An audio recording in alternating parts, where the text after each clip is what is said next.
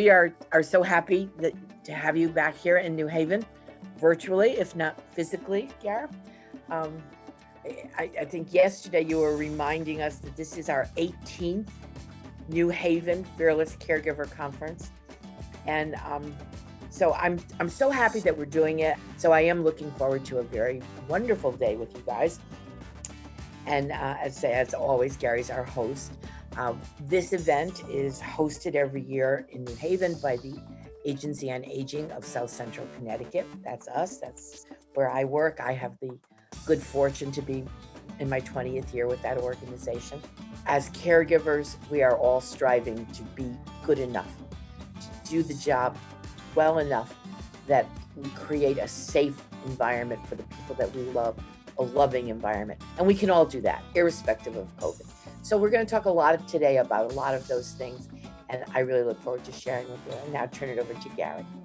You know, it's always the first call you make is to the Agency on Aging, because if they don't have the answer, they'll find the answer, or they know the person who has the answer. You really are our partners in care.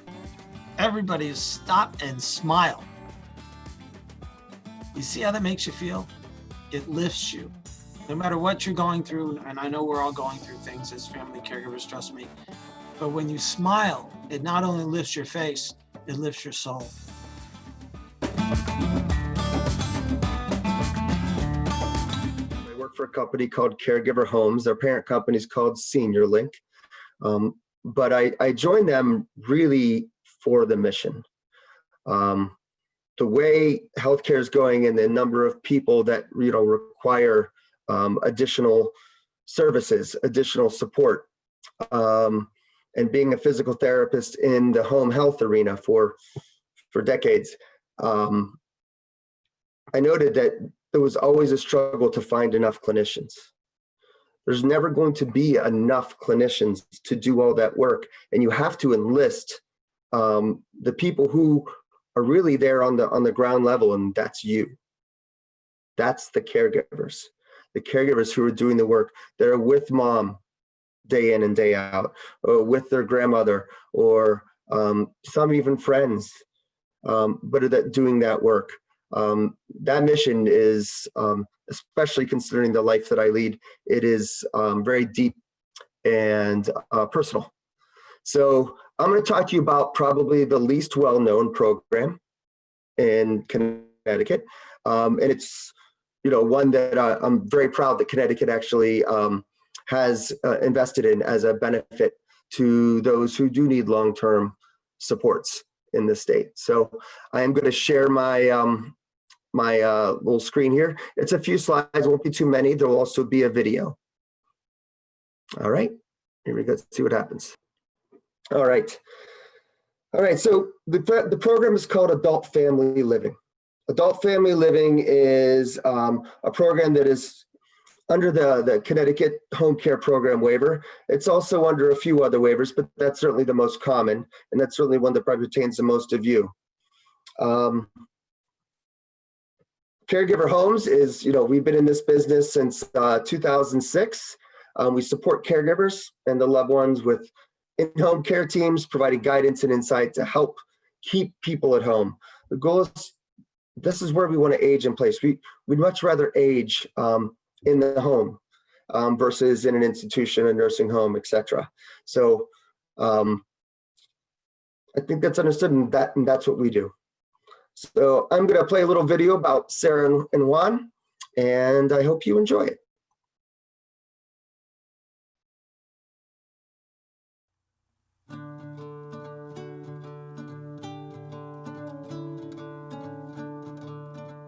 My dad, he's been with us for about 20 years, and he's been fine up until the past, I would say, maybe 3.5 years. That's when he started to kind of just slow down. He started having problems with his legs, and the dementia has been progressing. He sometimes, he won't recognize a grandson, granddaughter. So now I'm a full-time caregiver for my dad. It's hands-on now. It's assisting, helping him to get dressed, helping him put out the stuff for him. For example, his toothpaste, toothbrush. Poquito. Poquito, para que ellos te vean comiendo. It's challenging. It is. The way I found out about caregiver homes was through Agency of Aging. We had a conversation, and the next thing I know, there were representatives. They came here, did an assessment, and it turned out my father did qualify, and the rest is history. For me, it's been a lifesaver. My care manager from day one, she's been phenomenal. She's always there whenever I need her. We compare notes. She will clarify things for me, things that I'm not too sure of. You know, and if it wasn't for them, it's like, it'd be a little tougher. Church has been his life. And that's one thing that he's been missing out on. It hurts. So we're trying to get him to the point where, you know, we just finished physical therapy. So we're trying that hopefully maybe this Sunday or the following, get him to go to church. And I know that's something that's big for him. Family takes care of family. That's how our mother taught us. And it's rewarding. It has its rewards in its own way. And I know my dad is happy. For me, I wouldn't say it any other way. I'm Sarah, and I'm the caregiver for my father, Juan.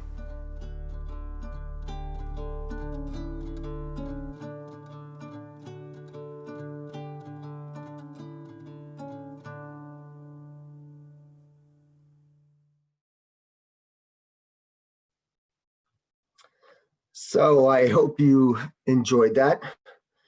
And now I'm going to ask you guys some questions. And Gary just said, no, I cannot see the chat. So if there is any questions, people can feel free to reach out, type them in, and I'll answer them as we go. But I want to ask you a few questions. What if Connecticut had a program in which caregivers could get support from highly skilled nurses and social workers, we call it a care team, whenever they needed them?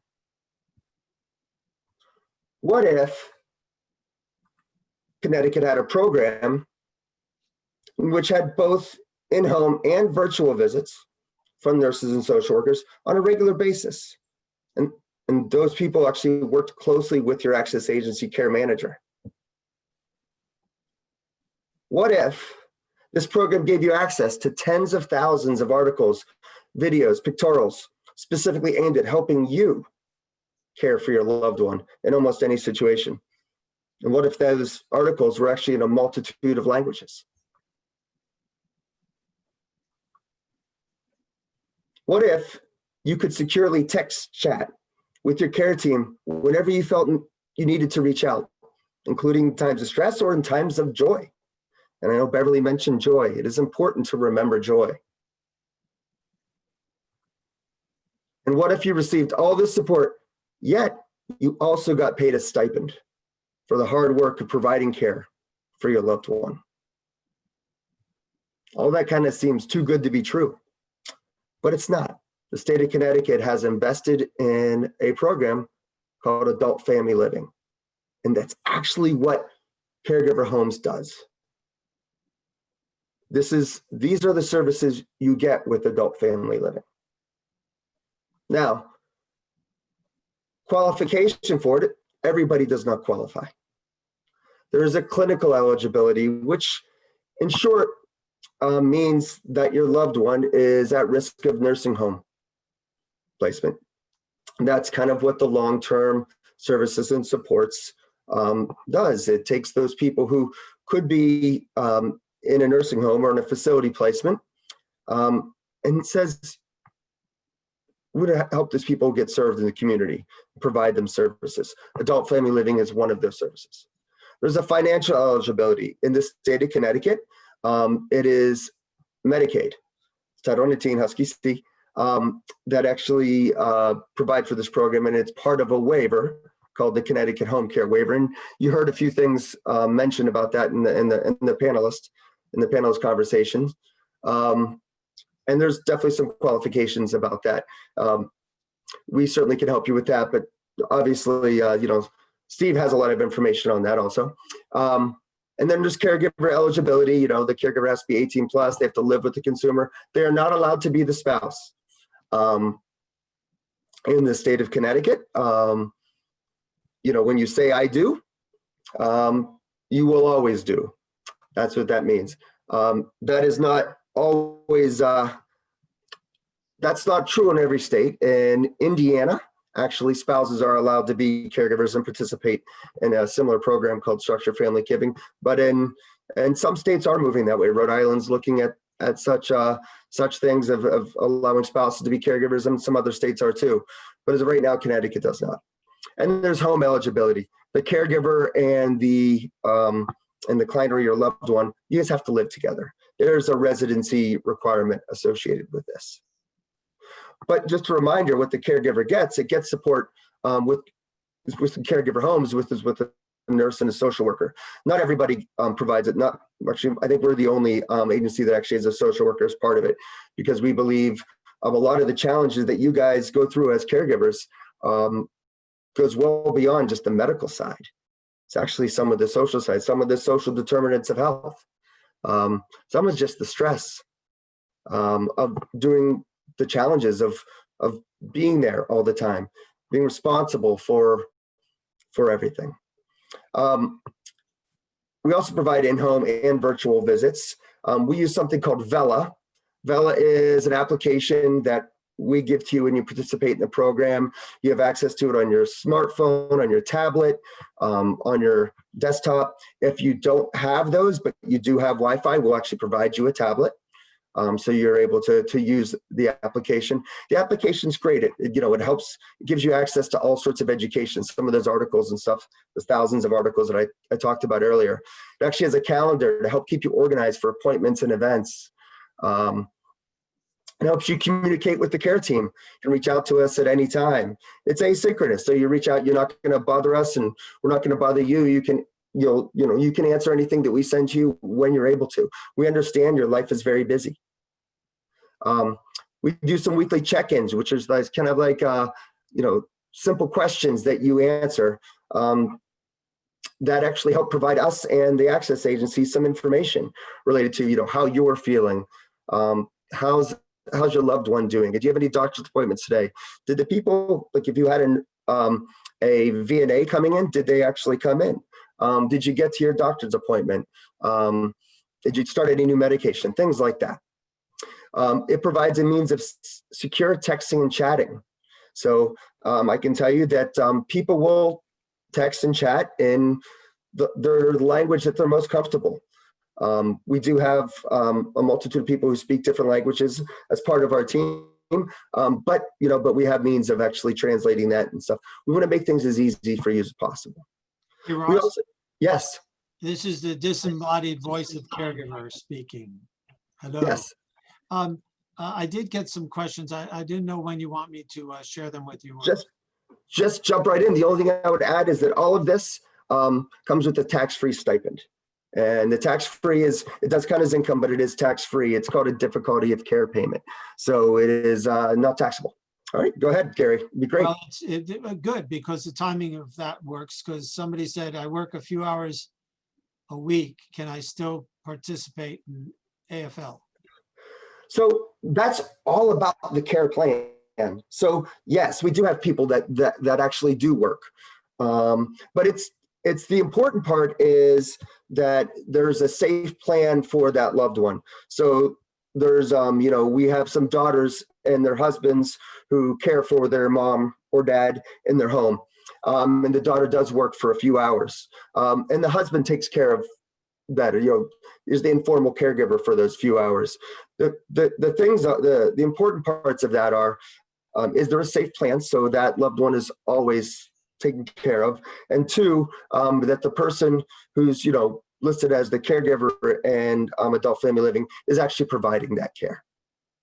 But it's absolutely possible. Another one. Sure. Keep going. Mom lives with me and has Medicaid and Medicare. Does that mean she's eligible for I call it AFL because I don't want to say all the words. Yeah, AFL is perfectly fine. So I would say that depends. So often people think they actually have full Medicaid when they get a Medicaid card, but often that Medicaid is the simple financial qualification you get with something called QMB, Qualified Medicare Beneficiary, which just means that Medicaid will cover the cost that Medicare does not. But it doesn't cover anything additional to what Medicare covers. So in those cases, there still would be an application process for the waiver, the home care waiver, and application for the long-term care application for Medicaid. We certainly will help you through that. Beverly and at AOA and her team can help you with that. Karen Pliego, whose name will be on here in a little bit, she can help guide you with that too. We have someone in our office that actually helps really help you do that. And that's what she's been trained by DSS and by the state of Connecticut to actually help you do that too. Okay, I got one more. Sure. Is Caregiver Homes the only provider that does AFL? You see, you can steal that. That's now everybody can say AFL instead of the guy from Florida said I should do that. And what's the difference between providers if there are others? All right, so Caregiver Homes is not the only provider. There's a good number. I can't tell you how many providers there are in the state, but I will say that there's definitely differences between providers. This is all we do. We only do adult family living. We don't have any other. This is our bread and butter. This is the only service that we provide. This is the thing that is most dear to us. Not all providers do that. Some do have other services that they also provide. In addition, as I told you, I think we're the only ones with social workers that are part of our care teams. Arvella's definitely proprietary, but there are definitely different providers. And I can't speak to how good or bad anyone is. I just know what we do. And I'm very proud of what we do. And this is, do I think we're the best provider in the state? Yeah, I think we're the best provider in the country. But again, this is what we do. This is what we specialize in. All right, those are the questions so far. Anybody, just keep throwing questions in chats and I'll throw them right at Ross's head, and he seems to be doing a great job of deflecting. So it's great answers. Thank you. All right, thank you so much. I appreciate it. All right, and so this is just a quick little slide just to show you kind of what those things are. You need a clinical qualifications, which clinically you need to demonstrate that loved one needs assistance with ADLs and you're able to help them with that. Or they could need support to manage some behaviors that can be challenging with dementia or some other older disease situations. And then you also need a case manager from the Access Agency. In this area, it's usually Area on Aging of South Central Connecticut, where Beverly works. Then they'll complete a universal assessment, which is just, they'll do an assessment. Pre-COVID, they used to come to your home. Now they're doing things remotely, but to go over a bunch of questions and determine whether that loved one actually clinically qualifies for the program. The financial side, we take care of a lot of this stuff, which is just, applying for the waiver, doing the Medicaid W-1 LTC, that's that long-term care application we talked about. And then DSS, Caregiver Homes, Access Agency will help you through the Medicaid verification process. So once you apply to Medicaid for that long-term care, DSS is going to send you some paperwork back, kind of telling you the other documents that you may need, which is sometimes bank accounts, usually that 5-year look back, which is usually 2 years of full bank statements and then 3 years of annual summaries. Then sometimes it could be a little bit more or based upon what they find. Any other life insurance or burial information or etc. All of that DSS is going to want to see some demonstration of that paperwork. And then the caregiver must live with the loved one, as we talked, and must be capable of providing the care. To make that referral, just because you work with us and you've gone through that whole process, the Access Agency, they are in charge. So they will actually make the referral for, you're up, they're going to make the referral for any waiver services you participate in. So you're going to discuss with the access agency care manager what your options are. If you want, adult family living, you want to mention that. You want to talk to them. If you'd like somebody in the caregiver homes, you want to mention that. Otherwise, they'll just rotate providers. But providers will then, after we receive that referral, then we reach out and talk to you, and we'll begin services.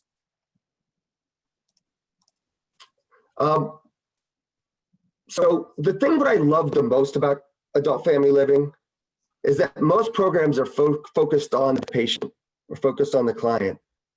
That's where this is different. That's what makes this so unique. Adult family living is focused on you, the caregiver.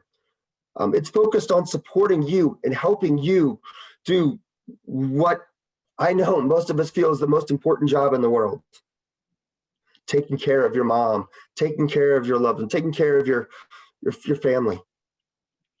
Family takes care of family. That's what we believe. And adult family living is a very unique in the way that that's what it's focused on. And I think it's awesome that the state of Connecticut has invested in this program. So just a little bit about Vela. I'm not going to really go into much, but really it's a very powerful tool that comes with when you work with caregiver homes. It's accessible by your smartphone, by your tablet, by your desktop, and we'll give you a tablet as long as you got Wi-Fi, if that's necessary.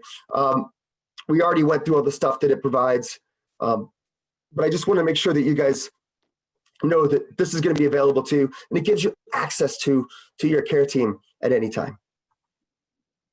So, I just want to give you a few things about it. This is some of the things that other caregivers have said in other states about Vela. With Vela, I'm able to follow up questions and that would otherwise require additional phone calls and messages and potential missed calls. Other one said, with Vela, I'm able to reach my coach immediately and have a record of what we spoke about. All right. All of that is great. It gives you access so you're never alone. So if you have any more information, you can always visit our website, our account manager. Again, we're Caregiver Homes. Karen's number's on there, and I'm sure she put some information in the chat for you, and that is our website. If there's any other questions, Gary, I'd love to take them since I can't see the chat. Let me take a look. I just lost it. Hold on. Sorry. No worries. It took me a little while to get the slideshow up, so.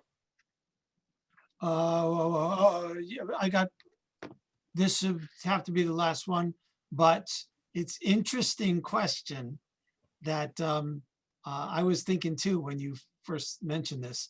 Why can't a spouse be a caregiver for the AFL program? It's a really great question, and again, states are. Some states are kind of moving towards that way to allow spouses to do it, because by allowing the spouse, you actually keep that connection. You keep people in the community, and the spouse is getting support. Because one of the things that adult family does, it supports the caregiver, and spouses are that. When you say I do, you mean I do forever. But unfortunately, currently in this state and in many others, spouses are considered the legal guardian there, and or the legal representative. You're bound by law to care for the one that you chose to marry. So you are in the state of Connecticut. They do not recognize spouses as viable caregivers for adult family living. Hoping to get that changed at some point. Hoping to get that changed because I think it really makes sense. Oh, so you guys are working on getting that changed, because that'd be great. We are trying to. And again, in Indiana, they have done it. In Rhode Island, it will be done for 2021. At least that's the way things are looking. And there's some other states that are really moving towards that way, because again, it keeps more people in the community. Family takes care of family, and that spouse is supported. It's not just about providing the care and getting a stipend. It's really about the support you can receive. Well, I love it. Thank you so very much for your time. Thanks for sharing this program. And now we just got to get it everywhere that there is around the country. Hey, thank you so much for the time and appreciate it. And feel free to reach out to Karen or myself anytime. Thank you. Take care.